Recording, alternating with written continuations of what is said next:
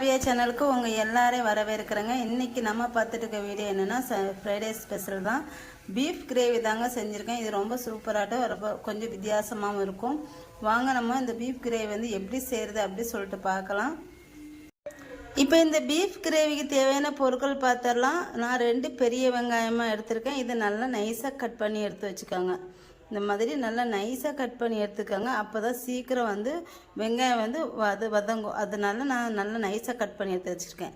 அதேமாதிரி மீடியம் சைஸில் 2 தக்காளி அதேமாதிரி கட் பண்ணி எடுத்து வச்சுருக்கேன். அடுத்து வந்து ஒரு 1/2 ஸ்பூன் மிளகு, 1 ஸ்பூன் ஜீரகம், 2 காஞ்ச மிளகாய், 4 பாதாம்.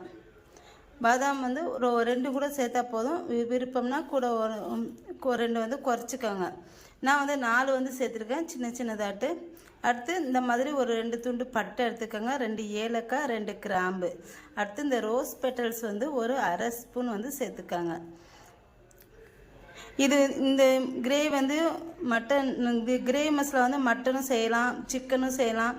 நான் வந்து இன்றைக்கி பீஃப் தான் செய்ய போகிறேன். அடுத்து வந்து 3 முந்திரி பருப்பு எடுத்திருக்கேன், 1 ஸ்பூன் மல்லி, ஒரு சின்ன துண்டு கல்பாசி எடுத்திருக்கேன். வாங்க இப்போ நம்ம இதை எப்படி செய்கிறது சொல்லிட்டு இப்போ பார்க்கலாம். இப்போ ஒரு பேன் வச்சுருக்கேன். இப்போ இதில் நம்ம வந்து ஒன்று எல்லாத்தையும் சேர்த்து வறுத்துக்கலாம். இப்போ இதோடைய ஒரு 1/2 ஸ்பூன் சோம்பு சேர்த்துக்கோங்க. நான் சோம்பு சொல்லலை, அதனால் சோம்பு சேர்த்துக்கோங்க. இப்போ நான் ஃபஸ்ட்டு மல்லி வந்து சேர்த்துக்கிறேன். சேர்த்துட்டு நல்லா வறுத்துக்கணும்.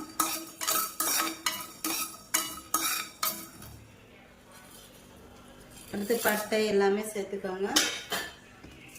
அடுத்து மிளகு, சீரகம், சோம்பு எல்லாம் சேர்த்துக்கலாம்.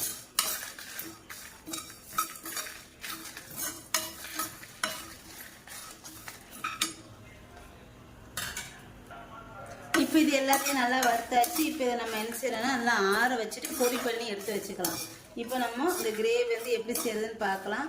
ஃபஸ்ட்டு நான் என்ன பண்ணியிருக்கேன் அப்படின்னா, ஃபஸ்ட்டு நம்ம பீஃபை வந்து நான் வேக வச்சு வச்சுட்டேன். கொஞ்சம் உப்பு சேர்த்து வேக வச்சு எடுத்து வச்சுக்கிட்டேன். பீஃப் வந்து எவ்வளோ எடுத்துருக்கோன்னா ஒரு 1/2 கேஜி வந்து எடுத்துருக்கோம். இப்போ இது இறக்கிடலாம். இப்போ அதே பாத்திரம் எடுத்துருக்கேன். இதில் நல்லெண்ணெய் வந்து சேர்த்துக்கிறேன். நல்லெண்ணெய் சேர்த்தா நல்லாயிருக்கும் கறி வந்து, அதனால் கொஞ்சம் நல்லெண்ணெய் சேர்த்துக்காங்க. ஃபுல்லாகவே நல்லெண்ணெய் சேர்த்துக்காங்க. இப்போ சேர்த்தாச்சு. இப்போ இதில் நான் வெங்காயம் கட் பண்ணி வச்சுருக்கேன் பார்த்தீங்களா, அதை வந்து சேர்த்துக்கிறேன்.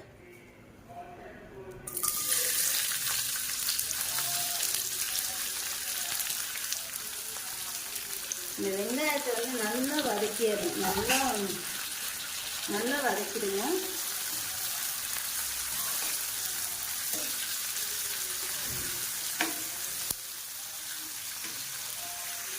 வெங்காயம் இந்த அளவுக்கு வதங்கினங்க. இந்த அளவுக்கு வதங்கினதுக்கு பிறகு இதில் இஞ்சி பூண்டு பேஸ்ட்டை வந்து ஒரு 2 ஸ்பூன் வந்து சேர்த்துக்கிறேன்.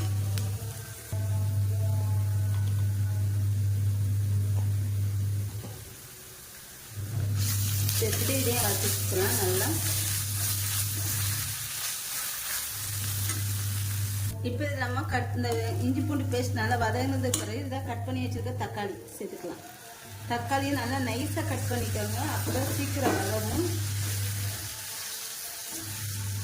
இப்போ இதில் உப்பு வந்து சேர்த்துக்கலாம். நம்ம கறியில் கொஞ்சம் சேர்த்துருக்கோம், அதனால் கொஞ்சம் பார்த்துட்டு சேர்த்துக்கணும். சேர்த்துட்டு இப்போ தக்காளியை நல்லா வதங்கணும்.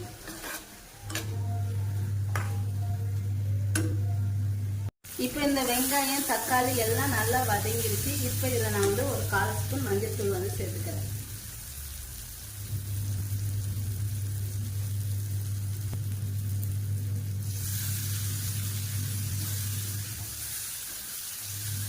அடுத்து நம்ம பொடி பண்ணி வச்சிருக்க மசாலா வந்து சேர்த்துக்கலாம்.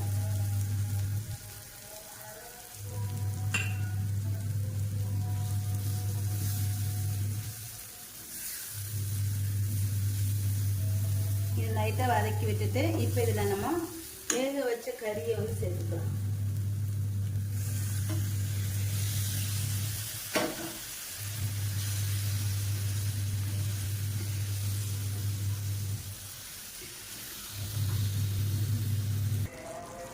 இப்போ இந்த கிரேவி வந்து நல்லா ரெடியாகி வந்துடுச்சு. இப்போ நம்ம இதில் கடைசியாக கொஞ்சம் மல்லித்தழை தூக்கலாம். இந்த கிரேவி வந்து ஒரு ரசம் வச்சுட்டு, ஒரு பிச்சு போட்ட ரசம் இல்லை ஏதாச்சும் ஒரு ரசம், பூண்டு ரசம் வச்சுட்டு ஒயிட் ரைஸ் பண்ணிவிட்டு இந்த கிரேவி வச்சு சாப்பிட்டா ரொம்பவே நல்லாயிருக்கும். கண்டிப்பாக ட்ரை பண்ணி பார்த்துட்டு எப்படி இருக்குன்னு சொல்லுங்கள்.